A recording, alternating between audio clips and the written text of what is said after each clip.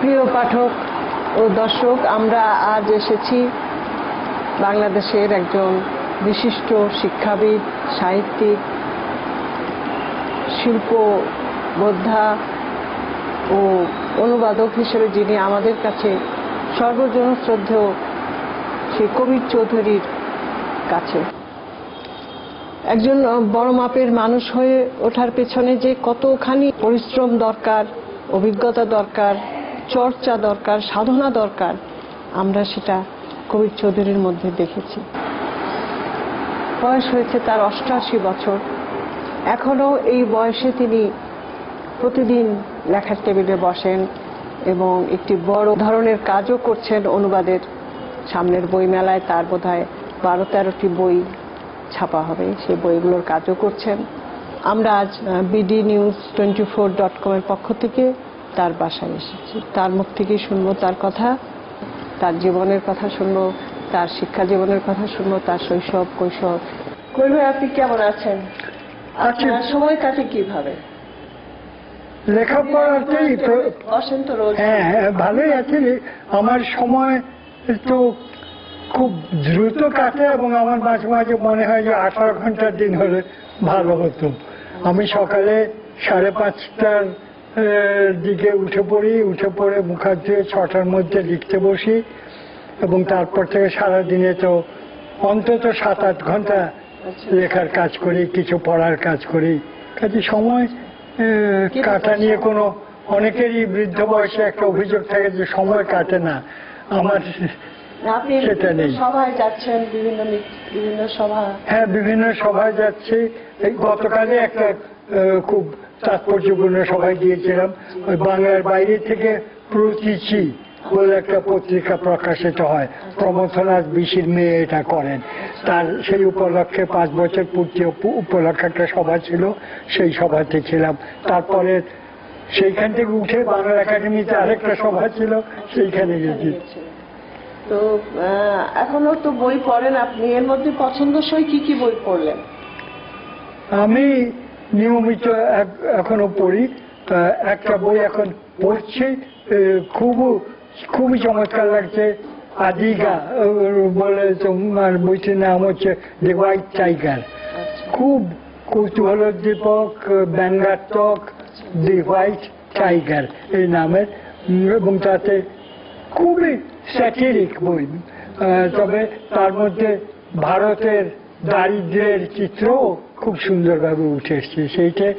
আর তাছাড়া পড়ি তোমার এই যে পামুকের স্নো উপন্যাসটি পড়েছি এবং এখন তার থেকে বাংলায় অনুবাদ করছি। ওইটাই এখন আমার প্রধান কাজ। আর তার পাশে ছোট ছোট প্রবন্ধ লেখাতে হচ্ছে। যেমন এতে তো বঙ্গবন্ধুর হত্যার মাস সামনের 15ই আগস্ট, কাজে তার উপরে লেখার জন্য অনুরোধ আসছে, লিখছি। তো আপনার শৈশব কৈশোরের স্মৃতি নিশ্চয় মনে আছে কিছু কিছু? সেই আপনাদের ছোট শৈশব অনেক কথাই মনে আছে। আমরা ঢাকায় বসবাস শুরু করি 1936-এর দিকে। তার আগের ছোটবেলা কেটেছে কয়েকটি জায়গায়, পিরোজপুরে, মানিকগঞ্জে ইত্যাদি জায়গায়। পিরোজপুরে আমি প্রথম স্কুলে ভর্তি হই। তার আগে পর্যন্ত আমার পড়াশোনা সবই বাসায় বাবার হাতে। ক্লাস 6-এ ভর্তি হই, তখন পিরোজপুরের কথা মনে আছে। আর আমরা তো বড় পরিবারের সদস্য ছিলাম, ভাই বোনদের নিয়ে অনেক গল্প করতাম। সেই সব মুনিরের অনেক স্মৃতি খুব উজ্জ্বল হয়ে আমার মনে গাঁথা হয়ে আছে। তো আপনাদের যে পারিবারিক বন্ধনটা ছিল, অনেক ভাই বোন ছিলেন আপনারা, তো মা বাবা সবাই মিলে একটা যে বন্ধন ছিল পারিবারিক, আমাদের খুবই পারিবারিক সংহতিটা খুবই মধুর ছিল। আমরা একসঙ্গে খাওয়া দাওয়া করতাম। বাবা বয়স হয়ে যাওয়ার পরেও যখন তিনি আগে খেতেন একটু, তখনও আমরা খাওয়ার সময় তিনি টেবিলে এসে বসতেন, আমাদের সঙ্গে গল্প করতেন। আর মা তো ছিলেন এক অসম্ভব ধৈর্যশীলা, স্নেহময়ী মানুষ। তুমি তো বলতে দেখেছো তাকে, আমার ঠিক খেয়াল নেই। দেখেছি, আপনাদের বাসায় গিয়েছি, আমাদের বাসায় ওই যে দেখেছি। সেন্ট্রাল রোডের ওখানে। হ্যাঁ, তিনি সকল ছেলে মেয়েদের পরিবেশন করতেন খাবার টেবিলে।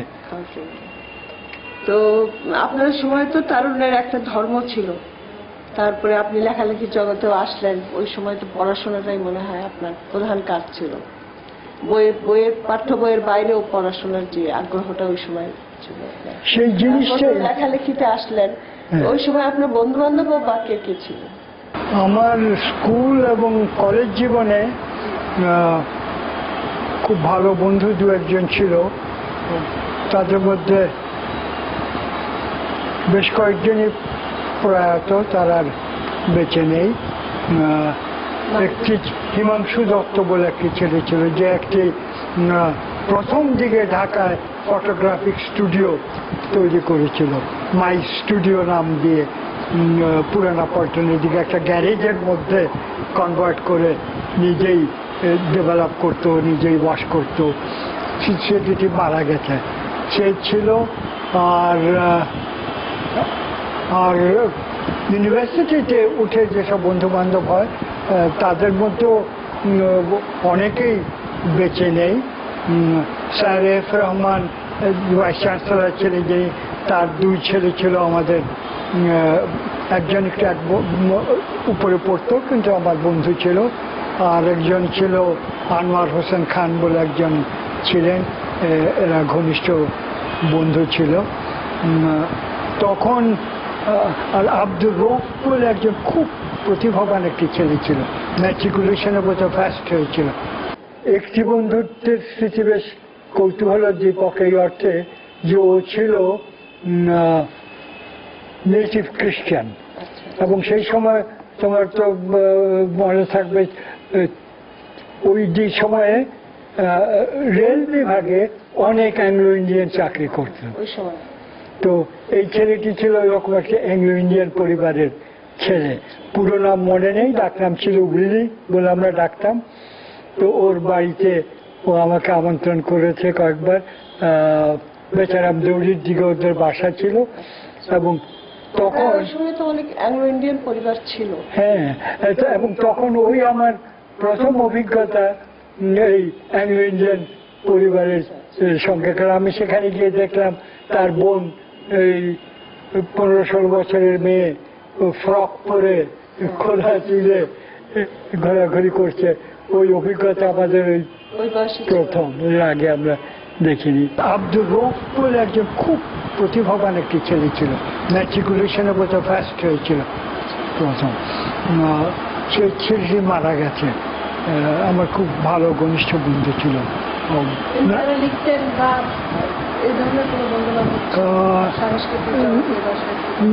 না, খুব লেখক বন্ধুদের চাইতে ক্রীড়ামোদী বন্ধুদের সঙ্গে বেশি ঘনিষ্ঠ হয়েছিল।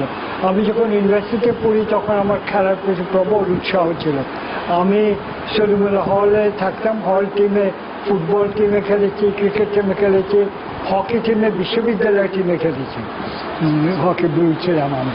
তো কাজে খেলোয়াড়দের সঙ্গে বেশি সখ্য হয় তখন। লেখক বা তাদের সঙ্গে পরবর্তী সময় হয়, যেমন আবুল হোসেনের সঙ্গে, কবি আবুল হোসেনের সঙ্গে বেশ হৃদ্যতা হয়। রশিদ করিমের সঙ্গে এখনো বন্ধুত্ব আছে। মোটামুটি শিল্পী সাহিত্যিকদের মধ্যে তেমন ঘনিষ্ঠ বন্ধুত্ব কারোর সঙ্গে গড়ে ওঠেনি।